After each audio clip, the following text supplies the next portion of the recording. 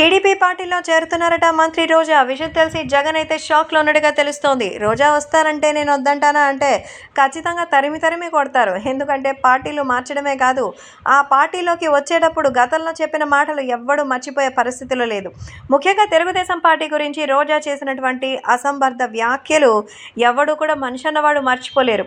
జనసేనాని పవన్ కళ్యాణ్ మీద, అసలు చంద్రబాబు నాయుడు మీద, ముఖ్యంగా నందమూరి బాలకృష్ణ మీద, అసలు హీరోయిన్గా నటించి ఆమె ఎన్నో సినిమాల్లో ఆయన పక్కన నటించారు. ఎంతో క్లోజ్గా కూడా ఉన్నారు.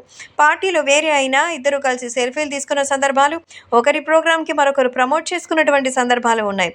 కాబట్టి ఈ సందర్భంలో ఆమె చెప్పినటువంటి విషయాలు నిజంగా అందరికీ ఏ రకంగా అయినా సరే అస్సలు మర్చిపోలేం. కాబట్టి రాబోయే రోజుల్లో ఆమె నిజంగా తన గురించి ఏదైనా ఒక్క మాట మాట్లాడితే మాత్రం ఒప్పుకునేటువంటి సమస్య లేదు. అలాంటిది రోజా తెలుగుదేశం పార్టీలోకి వస్తే పోయి పని చూసుకోవమ్మా అని చెప్తారు, కానీ ఆమెకు సీట్ ఇచ్చేటువంటి సంగతే లేదు. ఏది ఏమైనా రాబోయే రోజుల్లో మాత్రం ఈ విషయం తెలుసుకుని నిజంగానే ఏం జరుగుతుందో అర్థం కానటువంటి పరిస్థితి. సో జగన్మోహన్ రెడ్డి టికెట్ అయితే ఇచ్చాడు, కానీ నగరి నియోజకవర్గంలో ఆమె గెలుస్తుందా?